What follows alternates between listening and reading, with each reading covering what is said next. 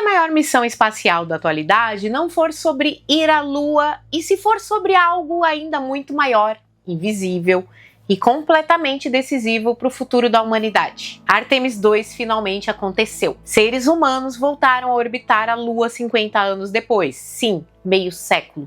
Uma geração inteira nasceu, cresceu e envelheceu, sem ver ninguém sair da órbita baixa da Terra.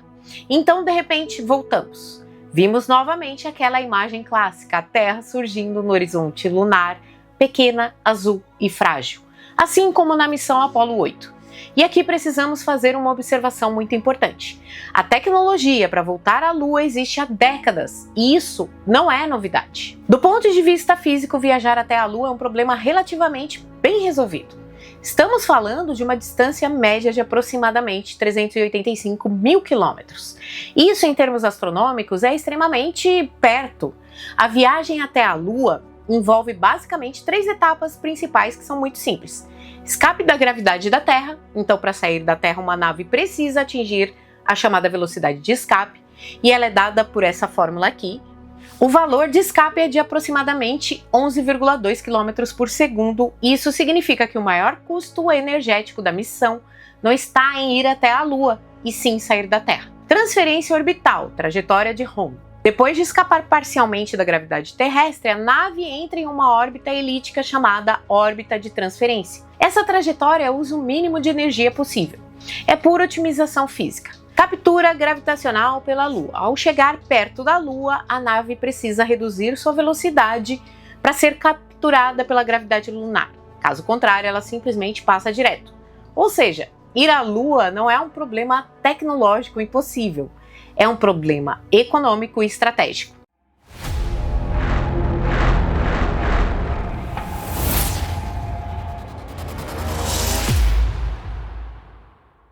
Toda missão espacial é, no fundo, uma conversão direta de energia em custo. A energia necessária para lançar uma nave pode ser estimada por energia cinética, que é essa fórmula aqui também. E se você dobra a velocidade, você quadruplica a energia. Isso significa que pequenos aumentos de desempenho geram custos absurdamente maiores. Agora pense nisso, os Estados Unidos estão investindo cerca de 93 bilhões de dólares no programa Artemis. Isso não é exploração, isso é investimento estratégico de altíssimo risco. Se ir até a Lua é fisicamente possível desde os anos 60, e se temos tecnologia melhor hoje, então por que ficamos 50 anos sem voltar? Essa é a pergunta central, e as respostas mais comuns são superficiais. É pela ciência, sim, mas não explica o investimento. A ciência já avançou muito com telescópios espaciais, satélites, sondas robóticas, e elas são muito mais baratas. É pela exploração. A exploração por si só não paga bilhões, nenhum governo investe essa quantia apenas por curiosidade. É pela tecnologia. Bom, tecnologia é consequência, não causa. Então, por que estamos voltando agora? Para entender Artemis, você precisa voltar no tempo, para o momento em que a humanidade foi à Lua pela primeira vez. E sim, ela foi com a missão Apollo 11. E não foi só um feito científico. Ela foi um evento geopolítico. Durante a Guerra Fria, o mundo estava dividido entre duas superpotências, Estados Unidos e União Soviética. O espaço virou um campo de batalha simbólico. Um foguete espacial e um míssil balístico são essencialmente a mesma coisa. Ambos utilizam uma equação do foguete de Tsiolkovsky, que é essa daqui do ladinho. Bom, essa equação mostra algo brutal. Quanto mais combustível você adiciona, mais difícil acelerar. Ou seja, colocar um homem na Lua é igual à capacidade de lançar ogivas nucleares intercontinentais. Isso não era só ciência, era uma demonstração de poder. E se você consegue lançar algo até a Lua, você consegue lançar algo até qualquer lugar da Terra. Isso transforma o espaço em uma ferramenta de dissuasão militar. E também explica por que Apollo aconteceu. Mas agora vem o ponto mais importante. Esse não é mais o motivo principal hoje. Muita gente tenta explicar o programa Artemis usando a lógica da Guerra Fria. Mas o mundo mudou. Hoje não existe apenas uma rivalidade binária. Nós temos os Estados Unidos, a China, a Rússia, a Índia e também empresas privadas como a SpaceX. Então, o jogo ficou muito mais complexo. A Terra é um sistema fechado em termos de recursos. Isso não é opinião, é termodinâmica. A primeira lei da termodinâmica, ela diz que a energia não se cria nem se destrói. A segunda, Lei da termodinâmica diz que a entropia sempre aumenta. Isso significa que recursos úteis se degradam com o tempo e, o mais importante, muitos deles são finitos. Materiais como petróleo, titânio, terras raras não são repostos em escala humana. E eles são fundamentais para a eletrônica, energia, indústria. E isso acaba criando um problema inevitável. O crescimento econômico depende de recursos finitos e isso gera pressão. A Lua não é só uma rocha no espaço, ela é um depósito de recursos. Mas antes de entrar nisso, precisamos dar um passo além. Se não é só ciência, se não é só prestígio, se não é só tecnologia, o que justificaria gastar bilhões para voltar à Lua? A resposta não está na Lua, está no controle do espaço. E isso muda absolutamente tudo. Toda civilização é, no fundo, um sistema de transformação de energia. Consumo energético define o nível tecnológico de uma civilização. Falando em sistemas de energia e produtividade, para a gente conseguir processar toda essa física e astropolítica, o meu sistema pessoal também precisa de um combustível de alta qualidade. Eu estou tomando o café da Vero. Elas têm uma proposta que combina muito com o canal. Em vez de um produto genérico, eles entregam uma experiência de curadoria, conectando pequenos produtores brasileiros diretamente com quem aprecia um café especial. É a otimização da logística do campo até a nossa mesa. E se você também quer esse combustível para os seus estudos ou trabalho, eu consegui uma parceria para o pessoal aqui do Matematizei. No plano anual, que é o que eu mais recomendo, usando o cupom Matematizei, você ganha 5 brindes exclusivos, uma prensa francesa de bambu, 3 cafés da linha Todo Dia, o Caramelícia, o Frutíssimo Chocolatudo e um guia de preparo. No plano mensal, se quiser apenas testar a experiência no primeiro mês, o cupom te dá 30% off. E no e-commerce, se quiser só comprar cafés avulsos, o cupom garante 20%. O link está na descrição. É a forma de você apoiar o canal enquanto garante um café que realmente faz a diferença no seu dia. Bom, agora voltando para o combustível, que pode mudar o mundo, a fusão nuclear. As civilizações tipo 1 usam a energia do planeta, tipo 2 usa a energia da estrela e a tipo 3 usa a energia da galáxia. Nós ainda nem somos o tipo 1 e mesmo assim já estamos pressionando os limites do planeta. Você está assistindo esse vídeo por causa disso. Chips, semicondutores dependem de materiais extremamente específicos. Silício ultrapuro, terras raras, metais estratégicos, esses materiais são escassos, são geograficamente concentrados e são geopoliticamente sensíveis. Isso significa uma coisa: quem controla esses recursos controla a tecnologia. E agora entra a Lua. Superfície lunar, o chamado regolito, contém alumínio, titânio, silício, terras raras. Mas isso não é o mais impressionante. Durante o século XX, o mundo foi movido por combustíveis fósseis. Mas isso está mudando, porque existe uma alternativa muito mais poderosa: fusão nuclear. E aqui precisamos aprofundar de verdade. E é igual a mc ao quadrado. A fusão ocorre quando dois núcleos leves se unem para formar um núcleo mais pesado. Exemplo clássico: deutério mais trítio, hélio mais energia. A energia liberada vem da diferença de massa. Uma pequena quantidade de massa vira uma quantidade gigantesca de energia. E se compararmos 1 quilo de petróleo com 1 quilo de fusão, isso dá milhões de vezes mais energia. Além disso, a fusão não produz CO2, não gera lixo radioativo como a fissão e usa combustível abundante, em teoria, porque na prática não é tão simples. A fusão mais eficiente usa deutério mais trítio, mas o trítio é raro, é instável, é difícil de produzir. Então surge uma alternativa muito mais interessante: o hélio 3. Embora ainda estejamos dominando a fusão de hidrogênio, o hélio 3 é o santo graal que vem depois. Ele é um isótopo raro na Terra, mas na Lua é outra história. A Lua praticamente não tem atmosfera. Isso significa que ela é bombardeada diretamente pelo vento solar. O vento solar carrega partículas, incluindo o hélio 3. Ao longo de bilhões de anos, essas partículas ficaram presas no solo lunar. Resultado: milhões de toneladas acumuladas. Uma única tonelada de hélio 3 pode gerar energia equivalente a cerca de 50 milhões de barris de petróleo. Agora pensa nisso em escala. Se as estimativas estiverem corretas, a Lua pode conter até 3 milhões de toneladas. Isso não é um recurso, isso é uma revolução energética. Durante décadas, o controle do petróleo definiu guerras, alianças, economia global. Agora imagina isso no espaço. Quem controlar o hélio 3 pode controlar a matriz energética do futuro. E isso muda completamente o significado de voltar à Lua. Nos polos da Lua existem crateras em sombra permanente, temperaturas de mais ou menos menos 249 graus. Essas são algumas das regiões mais frias do sistema solar, e nelas existe água. A quantidade estimada está entre 30 bilhões e 270 bilhões de toneladas, e isso é gigantesco. A água pode ser decomposta por eletrólise. Combustível de foguete, hidrogênio mais oxigênio é igual a combustível extremamente eficiente. Ou seja, água é igual a combustível espacial. Isso significa que a Lua pode ser base de abastecimento, ponto logístico, plataforma de lançamento. Lançar algo da Lua é muito mais fácil do que da Terra, porque a gravidade lunar é 1/6 da Terra, mais ou menos. A velocidade de escape é muito menor, é de 2,38 km por segundo, comparando com a da Terra, que é de 11,2 km por segundo. Isso reduz drasticamente o custo energético. A Lua pode virar um posto de gasolina do espaço. A água na Terra é comum, mas no espaço é ouro líquido, porque cada litro levado da Terra custa milhares de dólares. Então, produzir combustível fora da Terra será uma revolução econômica. E não para por aí. O espaço está cheio de recursos. Um exemplo extremo foi o 16 Psyche, um asteroide rico em ferro, níquel, ouro. O valor estimado dele era de 10 quintilhões de dólares. Isso é dezenas de milhares de vezes o PIB global. Muita gente acha que Artemis é sobre minerar. Não é minerar. Minerar é uma consequência. Recursos explicam uma parte.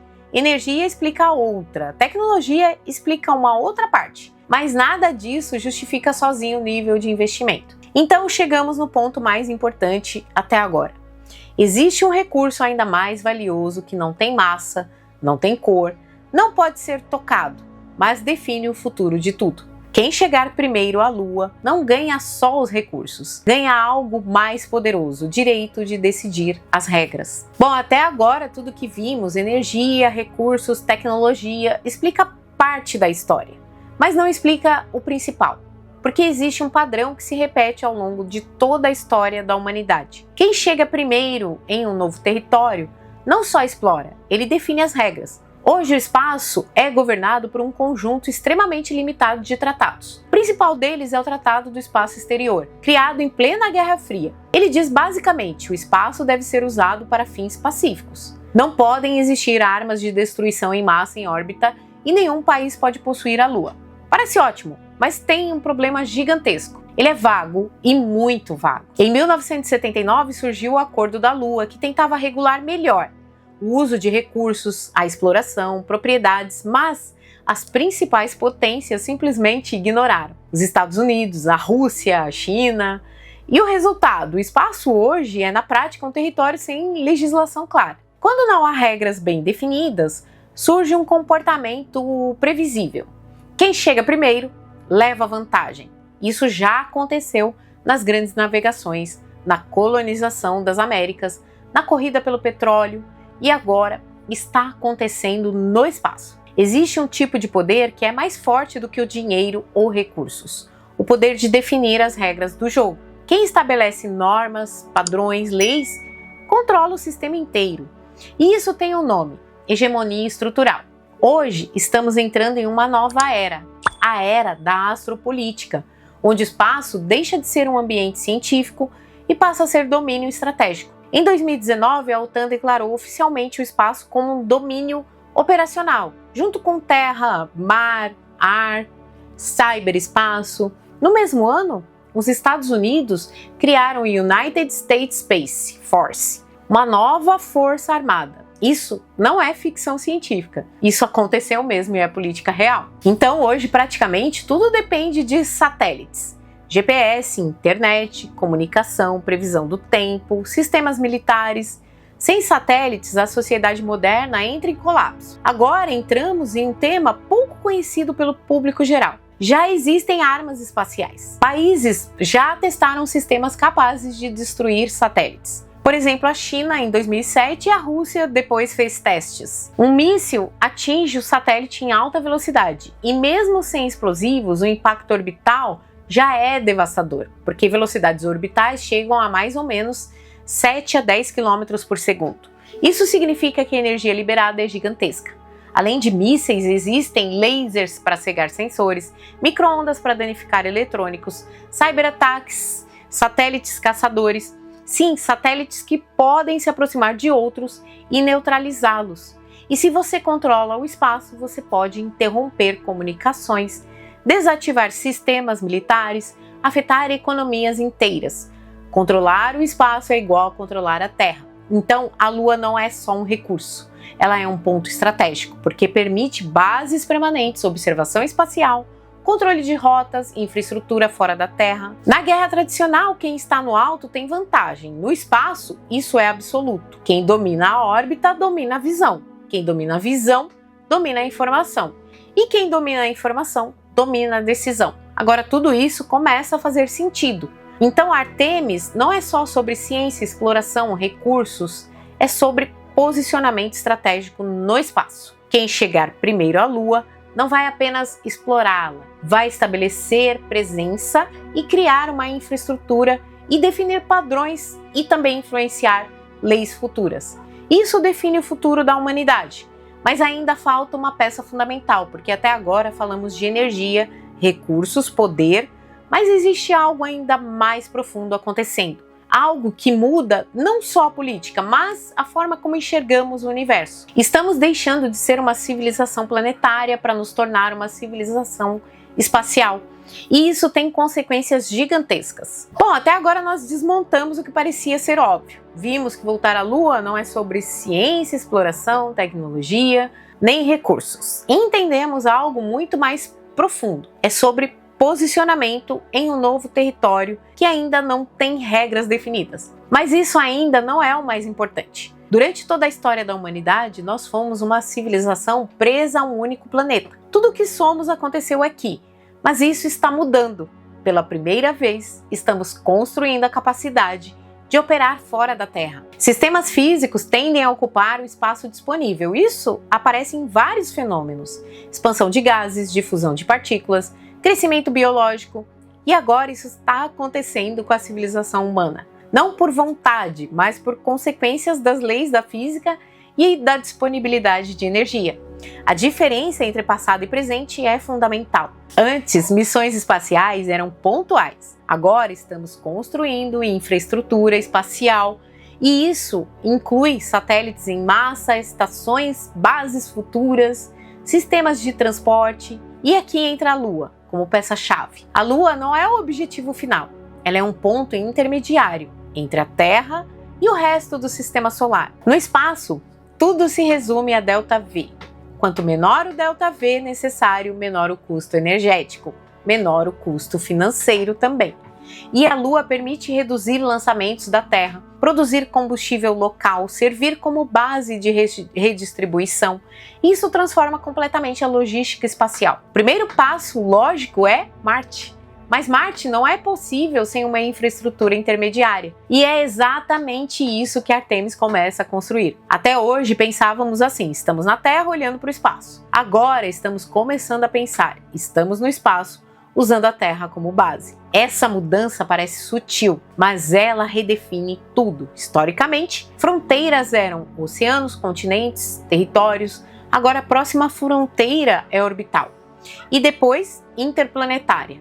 A Terra não deixa de ser importante, mas deixa de ser o único lugar relevante. Isso muda a economia, a política, a ciência e até a filosofia. Existe uma ideia emergente na ciência moderna: o universo não é um conjunto de sistemas isolados, mas sim um sistema em troca constante. Matéria circula, energia circula, informação também, e agora nós começamos a fazer parte disso. Mas toda expansão traz riscos. Assim como a exploração marítima trouxe conflitos, a industrialização trouxe desigualdade e a corrida nuclear trouxe ameaça, a expansão espacial também trará disputas, tensões, desequilíbrios. A corrida pela Lua não é sobre a Lua, é sobre quem vai definir o futuro da humanidade fora da Terra. Olhamos para o espaço, achando que estamos fugindo dos problemas da Terra, mas na verdade estamos levando esses problemas conosco. Pela primeira vez, temos a chance de construir regras desde o início, evitar erros históricos, repensar como usamos recursos,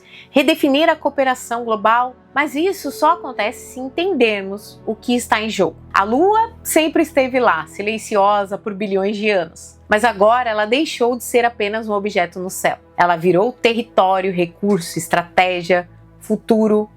E talvez pela primeira vez o destino da humanidade não esteja mais preso à Terra. E se você gosta de entender o mundo com base em ciência real, mas sem ignorar o que está por trás, se inscreve aqui no Matematizei. Aqui a gente não tenta simplificar o universo, a gente tenta entender ele. Aos membros do canal, meu muito obrigada pelo apoio. Graças a vocês estamos melhorando os conteúdos aqui todos os dias. Se você quiser e puder apoiar o nosso canal, você também tem os seguintes meios: Clube de Membros, chave Pix, botão Valeu Demais, nossa loja com produtos exclusivos. Dêem uma olhadinha na nossa nova parceria aqui com a Vero Cafés, assim vocês nos ajudam. Compram um café delicioso, uma assinatura de café. Na tela final vou deixar 4 vídeos para complementar o que nós estudamos aqui hoje. É isso, gente. Um beijo no coração de todos vocês e até o próximo vídeo.